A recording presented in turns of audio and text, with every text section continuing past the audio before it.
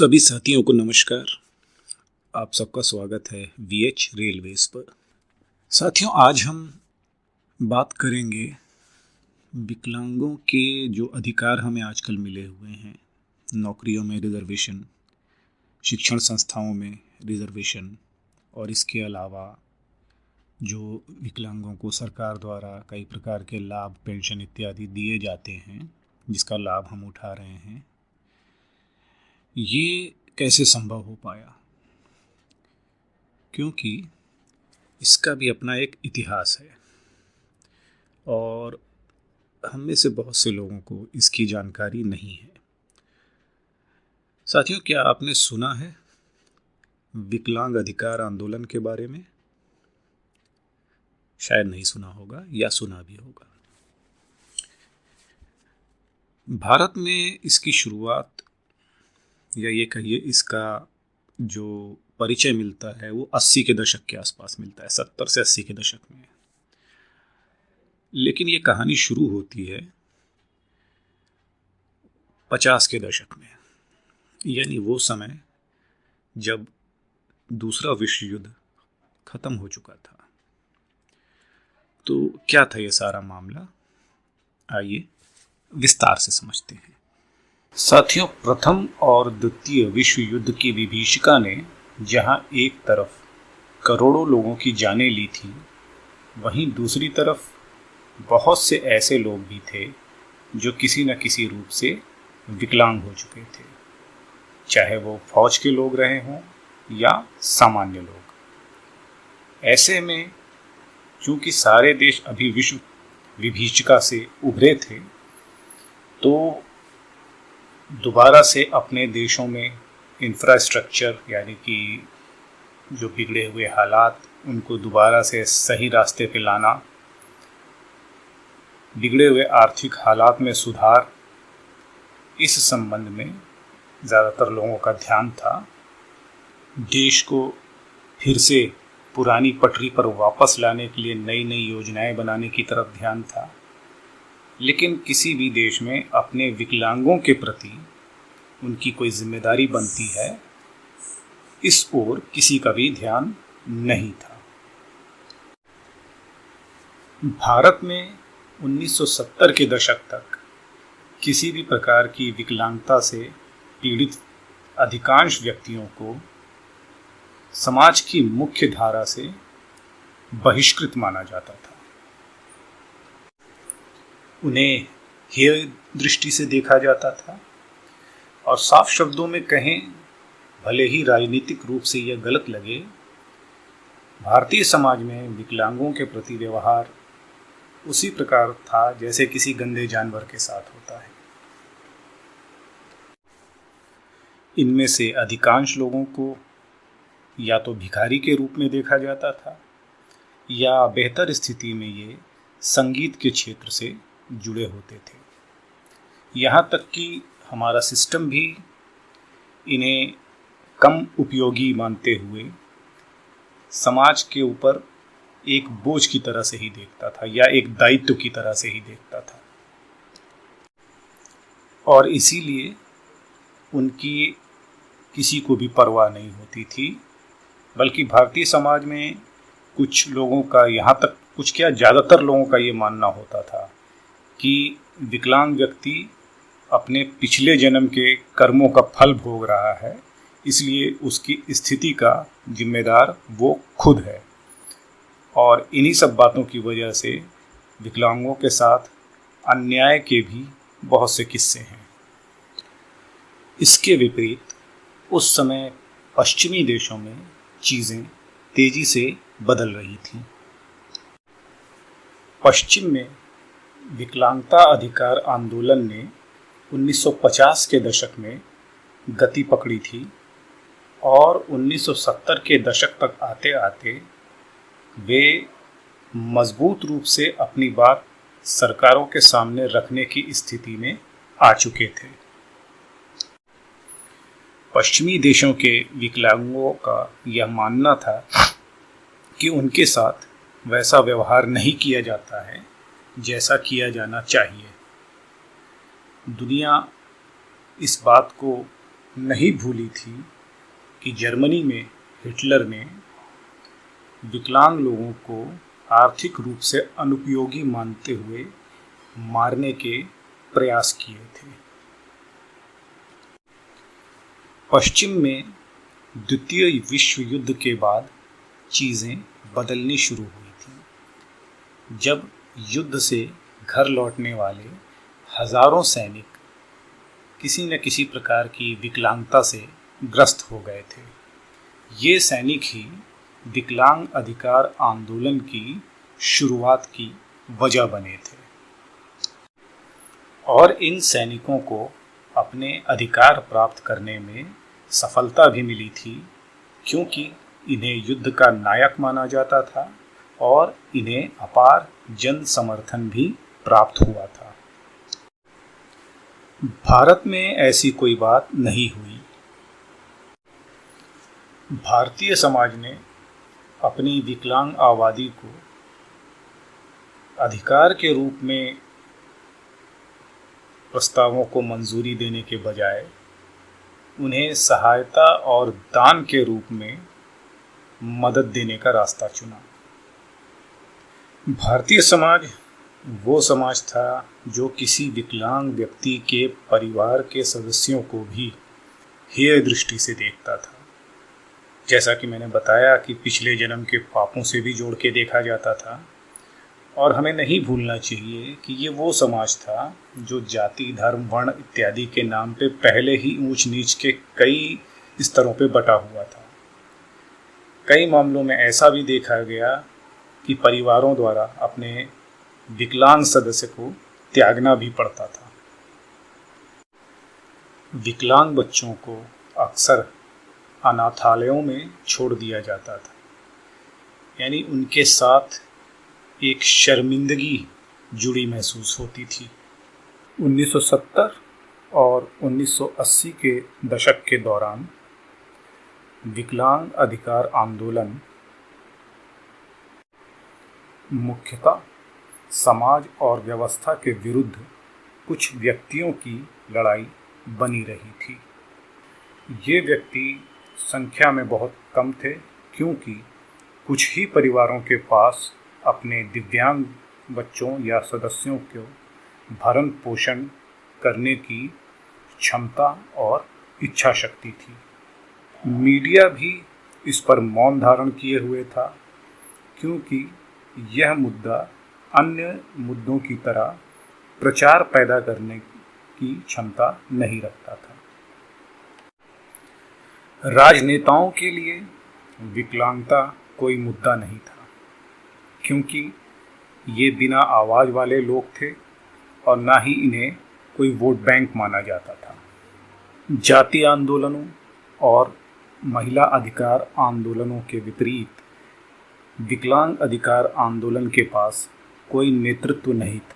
नेतृत्व की इस कमी के कारण विकलांग अधिकार आंदोलन को अपने अंजाम तक पहुंचने के लिए बहुत लंबा इंतज़ार करना पड़ा। साथ ही समाज उन लोगों के साथ अलग व्यवहार करता था जो जन्म से विकलांग होते थे, और उन लोगों के साथ उसका व्यवहार अलग होता था जो किसी दुर्घटना के कारण विकलांग हो गए हों। 1970 के दशक से कई गैर सरकारी संगठन विदेशी सहायता की मदद से और देश के संपन्न लोगों द्वारा दिए गए दान की मदद से काम कर रहे थे। ये संगठन किसी विशेष विकलांगता के क्षेत्र में ही कार्यरत थे और इनका आपस में कोई तालमेल नहीं था। जैसे दृष्टिबाधितों के लिए अलग संगठन, श्रवण विकलांग के लिए अलग संगठन तथा मानसिक रूप से विक्षिप्त विकलांगों के लिए अलग संगठन। इस प्रकार विकलांगता क्षेत्र गैर सरकारी संगठनों द्वारा प्रशासित था। 1980 के दशक में नीतिगत ढांचे में बदलाव देखा गया और कल्याणकारी मॉडल को विकासात्मक मॉडल से बदल दिया गया। जब संयुक्त राष्ट्र ने 1982 से 1993 के दशक को विकलांग व्यक्तियों का दशक घोषित किया, तो इस बदलाव ने विकलांग व्यक्तियों के पुनर्वास और प्रशिक्षण के कार्यक्रमों में नियमीकरण और मानवीकरण को प्रभावी रूप से लागू करने का प्रोत्साहन दिया। इसी क्रम में भारत सरकार ने 1986 में भारतीय पुनर्वास परिषद की स्थापना की। सहस्त्राब्दी का आखिरी दशक भारत में विकलांगता के क्षेत्र में भारी बदलाव लेकर आया। इसने विकलांग व्यक्तियों का आंदोलन, जो 1970 के दशक से जारी था, ने उनके मानवाधिकारों की सुरक्षा और मान्यता के लिए अभियान शुरू किया। इसने सामाजिक और आर्थिक अधिकारों पर विशेष रूप से बल देते हुए अधिकार आधारित दृष्टिकोण के साथ एक व्यापक कानून बनाने की मांग की। फलस्वरूप एशियाई और प्रशांत क्षेत्र में विकलांग लोगों की समानता और पूर्ण भागीदारी की उद्घोषणा पर हस्ताक्षर के साथ पीडब्ल्यूडी अधिनियम 1995 में भारत की संसद द्वारा अधिनियमित किया गया था। पीडब्ल्यूडी अधिनियम अधिकारों पर अधिक केंद्रित। अधिनियम के मूल प्रावधान विकलांगता की रोकथाम और कारणों का शीघ्र पता लगाने, रोजगार, शिक्षा, सकारात्मक कार्रवाई तथा गैर भेदभावपूर्ण और बाधा रहित पहुंच, अनुसंधान, जनशक्ति विकास और गंभीर विकलांग व्यक्तियों के लिए संस्थानों से संबंधित है। पीडब्ल्यूडी अधिनियम 1995 लागू होने के बाद शैक्षणिक संस्थानों और सरकारी सेवाओं में पीडब्ल्यूडी यानी पर्सन विद डिसेबिलिटी यानी विकलांग लोगों के लिए 3% आरक्षण, जिसमें अस्थि विकलांग या लोकोमोटिव डिसऑर्डर वाले व्यक्तियों के लिए 1%, श्रवण विकलांग के लिए 1% तथा दृष्टिहीन या दृष्टिबाधित विकलांगों के लिए 1% आरक्षण की पेशकश की गई थी। इस अधिनियम में विकलांगता को सामाजिक आधार पर निर्धारित करने के बजाय चिकित्सकीय आधार पर निर्धारित करने की व्यवस्था की गई थी। इस अधिनियम के आलोचकों के अनुसार इस अधिनियम में कई खामियां दिखाई देती थी। पहली बात तो ये कि यह अधिनियम संसद में बिना किसी बहस के पारित किया गया था। इस कारण यह सरकार को जिम्मेदारियों से बच निकलने के पर्याप्त रास्ते मुहैया करता था और इसी कारण इस अधिनियम में पावर की कमी देखी जाती। यहाँ यह भी उल्लेखनीय होगा कि 1981 से पहले तक जनगणना के समय विकलांग व्यक्तियों को चिन्हित नहीं किया जाता था। 1981 में पहली बार 3 प्रकार के विकलांगों की जनगणना में गणना की गई थी, जो समावेशन की दृष्टि से अपर्याप्त थी। फिर 1991 की जनगणना में पुनः विकलांगों को जनगणना के दायरे से बाहर कर दिया गया। फिर लंबी बहस और वकालत के बाद सन 2001 की जनगणना से संबंधित पूछे जाने वाले प्रश्नों की सूची में विकलांगता से संबंधित प्रश्न को शामिल किया गया। इस अपरिपक्व जनगणना के बाद पाया गया कि भारत में पीडब्ल्यूडी यानी विकलांगों की जनसंख्या का कुल प्रतिशत 2.1 है। भारत ने आखिरकार स्वीकार किया कि उसकी आबादी का 2 करोड़ 10 लाख की संख्या में लोग विकलांग हैं। हालांकि इस जनगणना में केवल 5 श्रेणी ही शामिल की गई थीं। इसमें मानसिक और बौद्धिक रूप से विकलांग व्यक्तियों को पूरी तरह से बाहर रखा गया। 2011 की जनगणना से नए आंकड़े सामने आए, क्योंकि पिछली जनगणना में अपनाए गए तरीकों पे विकलांग अधिकार आंदोलन से जुड़े लोगों ने कई तरह से प्रश्न उठाए थे, जैसे हर तरह की विकलांगता को इसमें शामिल न किया जाना, जनगणना कर्मियों की प्रशिक्षण अपर्याप्त होना, विकलांगता को चिन्हित करने के तरीके। उदाहरण के लिए ऐसे व्यक्ति जो आश्रयहीन हैं, विकलांग हैं, इधर उधर भीख मांगते रहते हैं, इनकी बहुत बड़ी संख्या इस जनगणना क्षेत्र से बाहर।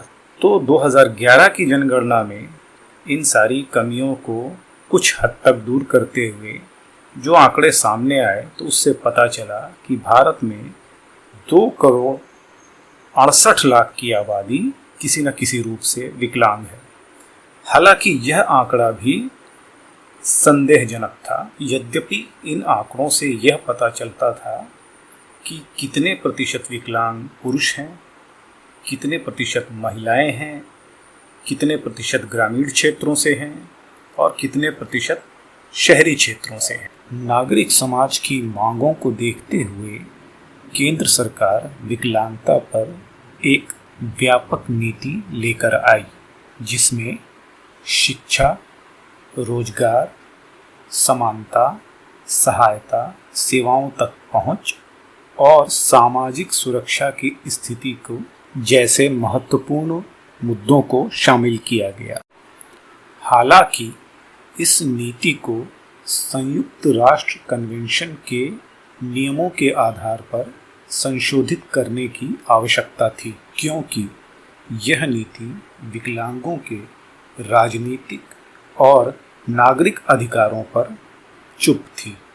2011 में सरकार द्वारा विकलांग व्यक्तियों के अधिकारों के लिए तैयार किए गए विधेयक RPWD बिल का उद्देश्य विकलांग व्यक्तियों के अधिकारों पर संयुक्त राष्ट्र कन्वेंशन या UNCRPD के तहत भारत के दायित्वों को संहिताबद्ध करना था, जिसे बिना किसी आपत्ति के अनुमोदित कर दिया गया। इस आशय के विधेयक को तैयार करने के लिए सामाजिक न्याय एवं अधिकारिता मंत्रालय ने सन 2009 में एक समिति का गठन किया। UNCRPD के अनुसार इस विधेयक का मसौदा तैयार करने के लिए इस समिति ने अलग अलग प्रकार की विकलांगताओं वाले लोगों को इसमें शामिल किया था। इस विधेयक में पहली बार विकलांगता के अर्थ को परिभाषित किया गया था और इसकी श्रेणियों को 5 से बढ़ाकर 21 कर दिया गया था। इन श्रेणियों में sickle cell disease, thalassemia, muscular dystrophy, autism spectrum disorder, blindness, cerebral palsy, chronic neurological conditions, मानसिक रोग तथा कुछ अन्य श्रेणियां शामिल हैं। महत्वपूर्ण संशोधनों के साथ यह बिल पहली बार अधिकार आधारित विकलांगता का प्रतिनिधित्व करता है। संशोधनों में सरकारी नौकरियों में विकलांगता आधारित कोटे को 3 से बढ़ाकर 5% करना व विकलांग कर्मचारियों के लिए अनुकूल कार्यस्थल वातावरण बनाने के लिए निजी कंपनियों को जिम्मेदार बनाने की आवश्यकता को रेखांकित करना शामिल है। यह बिल भारत सरकार की कैबिनेट और संसद की मंजूरी मिलने के बाद विकलांगता कानून 1995 की जगह ले चुका है तथा इसे हम विकलांगता अधिकार कानून 2016 के नाम से जानते हैं या RPWD एक्ट 2016। भारत, जहां कुछ स्रोतों के अनुसार दुनिया की सबसे बड़ी विकलांग आबादी है, विश्व बैंक का मानना है कि भारत में लगभग 8 करोड़ विकलांग हैं। वास्तविक संख्या पर विवाद है, लेकिन यह सच है कि वैश्विक विकलांग आबादी में भारत की हिस्सेदारी बहुत बड़ी है। यह RPWD एक्ट 2016 भारत में विकलांगता से ग्रस्त विकलांग व्यक्तियों के लिए लंबे समय से प्रतीक्षित आशा और बदलाव का आधार है। ये किस तरह से प्रतिपादित होता है व इसके क्या परिणाम सामने आते हैं, यह समय के ऊपर निर्भर है। धन्यवाद।